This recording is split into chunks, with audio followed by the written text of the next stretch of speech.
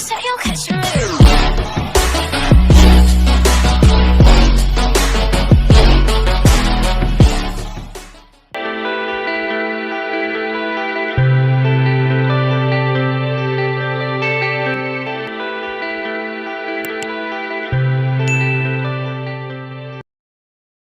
नमस्कार।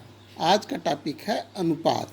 अनुपात को समझने के लिए सबसे पहले हम एक उदाहरण देखते हैं।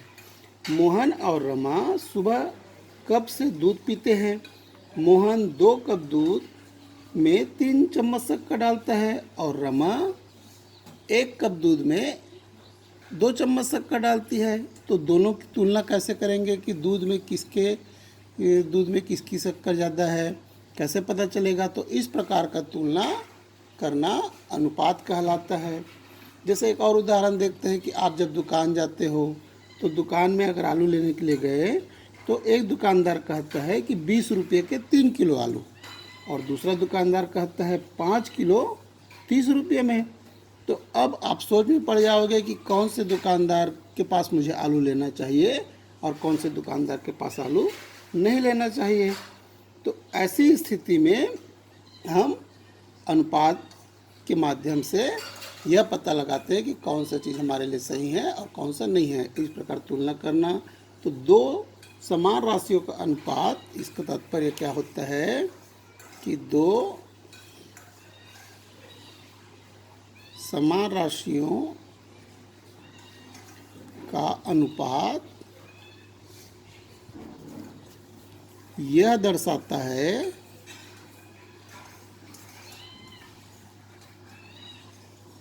कि एक राशि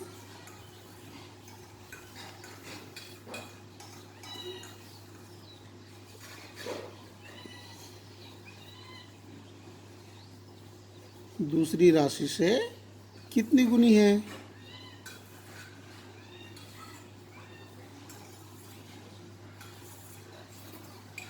इसके लिए जैसे एक उदाहरण और ले लेते हैं कि एक दुकानदार कहता है कि इस वर्ष मेरी जो बिक्री है वह दुगुनी हुई है। इसका अर्थ है कि पिछले वर्ष की अपेक्षा इस वर्ष दुकानदार को 2 गुना अधिक बिक्री हुआ। और अनुपात को हम इस प्रकार के चिन्ह से दर्शाते हैं। तो जब दुकानदार यह कहता है कि पिछले वर्ष और इस वर्ष में जो मेरी बिक्री है वह पिछले वर्ष से 2 गुनी हुई है, तो पिछले वर्ष और इस वर्ष का अनुपात क्या होगा? 2:1 इस प्रकार से लिखा जाता है। और जैसे देखते उदाहरण के लिए कि एक विद्यालय है, विद्यालय में 45 छात्र पर एक शिक्षक हैं, तो उस विद्यालय में छात्र और शिक्षक का अनुपात क्या होगा? 45:1। अब यदि विद्यालय में 90 छात्र हैं तो कितना शिक्षक होगा? 90:2 शिक्षक होगा। इस प्रकार 2 समान राशियों का अनुपात यह दर्शाता है कि एक राशि दूसरी राशि से कितनी गुना है। अब ये देखते हैं कि अनुपात में अब हम यहाँ पर जैसे कि उदाहरण के लिए हमने लिया 45:1, ये प्रति सरलतम रूप में है 90:2 का। तो दूसरी बात यह होता है अनुपात में कि 2 राशियों का अनुपात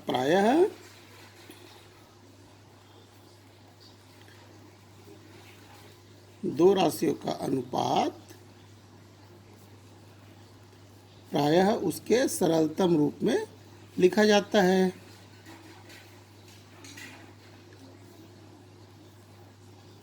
सरलतम रूप में व्यक्त किया जाता है। जैसे NA अनुपात यदि NB है तो इसका सरलतम रूप हो जाएगा A:B।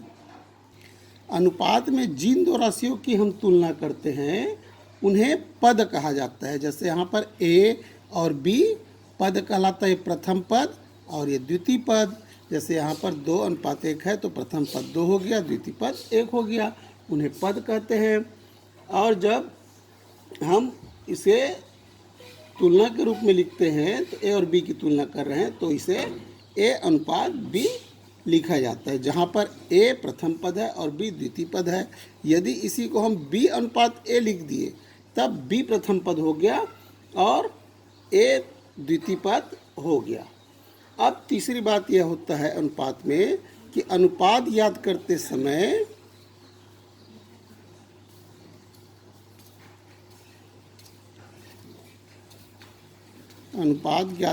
समय हमें इसके इकाई पर ध्यान देना आवश्यक होता है, अर्थात राशियों को समान इकाई से दर्शाते हैं। अब हम आते हैं एक और उदाहरण देखते हैं अनुपात निकालते कैसे हैं। तो हम एक प्रश्न ले लेते हैं कि अनुपात ज्ञात कैसे किया जाता है। तो एक व्यक्ति ने 25 रुपये अपने पुत्र को तथा 36 रुपये अपने पुत्री को दिए। अब यहाँ पर हम देखते हैं कि पुत्र का भाग कितना है,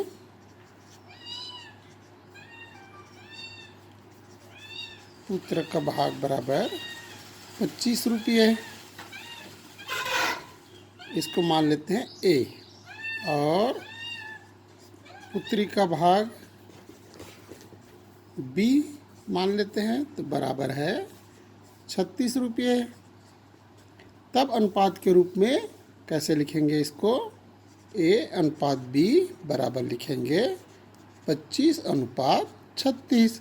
इस प्रकार से अनुपात ज्ञात किया जाता है या लिखा जाता है।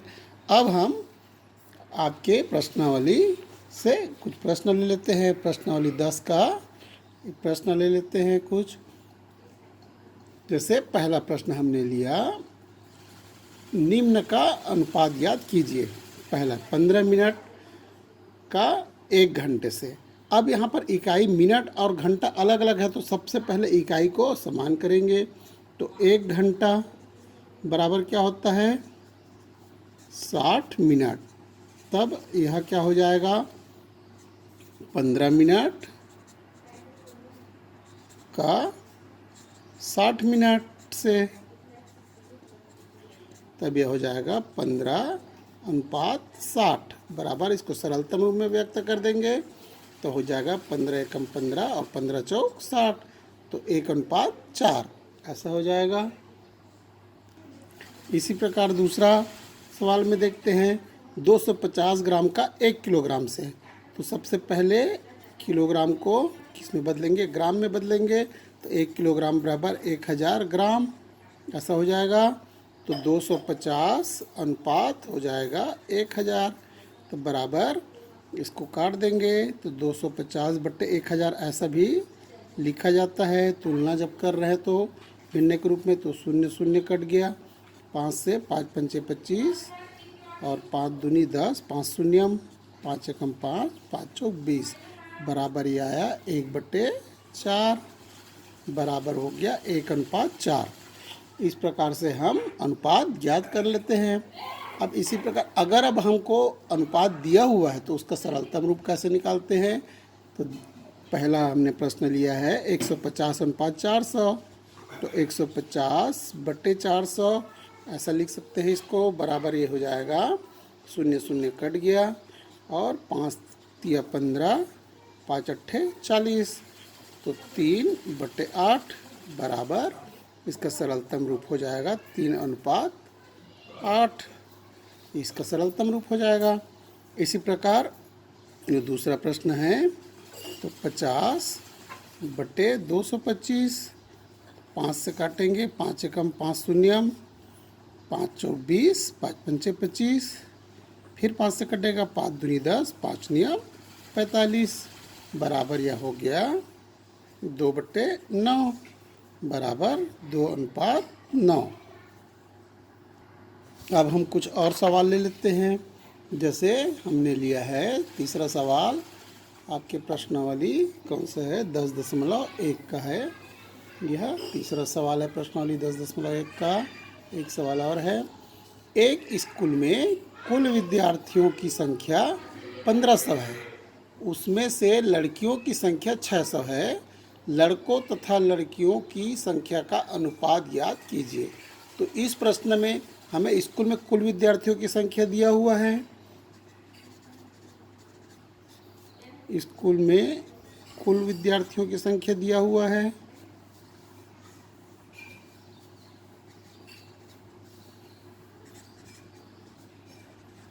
कुल विद्यार्थियों की संख्या कितना है? संख्या बराबर 600। 600 नहीं, कितना दिया है? 1500। और लड़कियों की संख्या है,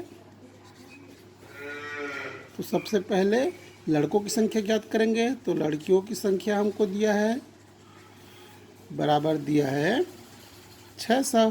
तब लड़कों की संख्या क्या हो जाएगा?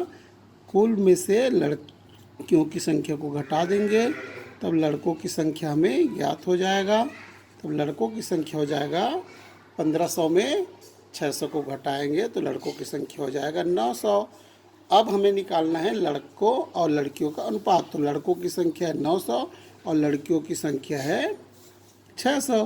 तब यह हो जाएगा 900 अनुपात 600 बराबर यह हो जाएगा 900 बटे 600। ऐसा भी लिखते हैं। तो शून्य शून्य कट गया, 3 तिया 9 और 3 दूनी 6। तब यह हो गया बराबर 3 बटे 2 बराबर 3 अनुपात 2। इस प्रकार स्कूल में लड़कों और लड़कियों की संख्या का अनुपात 3 अनुपात 2 है। ऐसा हम यहाँ पर नीचे में लिख देते हैं। इसी प्रकार हमने चौथा प्रश्न लिया, राम और श्याम की आय का अनुपात। राम और श्याम के आय का अनुपात कितना है? 3 अनुपात 4 है। यदि उनकी कुल आय 21,000 रुपये है तो राम और श्याम की आय बताइए। अब राम और श्याम के आय का अनुपात दिया हुआ है और कुल आय 21,000 दिया है, तो सबसे पहले हम मान लेते हैं, माना, हल करेंगे, माना राम व श्याम का आय क्रमशः, अनुपात जो दिया हुआ है उसी के आधार में हम इनके आय को क्रमशः मानते हैं। क्रमशः 3x व 4x है। अब 3x राम का हो गया और श्याम का हो गया 4x, क्योंकि राम और श्याम के आय का अनुपात 3 अनुपात 4 दिया है, इसलिए हमने मान लिया कि राम का आय 3x और श्याम का आय 4x है। एक स्थिरांक ले लेंगे या एक राशि, अचर राशि ले लेंगे। तो अब क्या होगा? तो कुल आय कितना दिया हुआ है? 21,000 रुपये दिया हुआ है। अतः क्या हो जाएगा? 3x राम का आय और श्याम का आय, दोनों का योग बराबर कितना दिया है? 21,000। तब दोनों को जोड़ देंगे तो क्या आएगा? 7x। 7x बराबर 21,000। तब x बराबर पक्षांतर कर देंगे, तभी हो जाएगा 21,000 बटे 7। 7 एकम 7, 7 तिया 21 बराबर, तो x बराबर आ गया यह 3,000। इस प्रकार से x का मान ज्ञात हो गया। तब क्या हो जाएगा? राम का आय हो जाएगा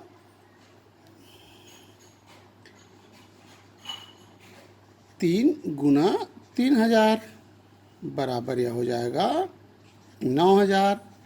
और श्याम का आय हो जाएगा 4 गुना 3,000। एक सौ के जगह में 3,000 रख के गुना कर देंगे तो बराबर हो जाएगा 12,000 रुपये। इस प्रकार राम और श्याम के आय क्या होगा? 9,000 और 12,000 रुपया होगा। अब यह अनुपात आपको अच्छे से समझ में आ गया होगा और प्रश्नावली 10 के कुछ प्रश्न भी बना के मैंने आपको बताया, तो अब आप प्रश्नावली के अन्य सवालों को आसानी से बना लेंगे। धन्यवाद।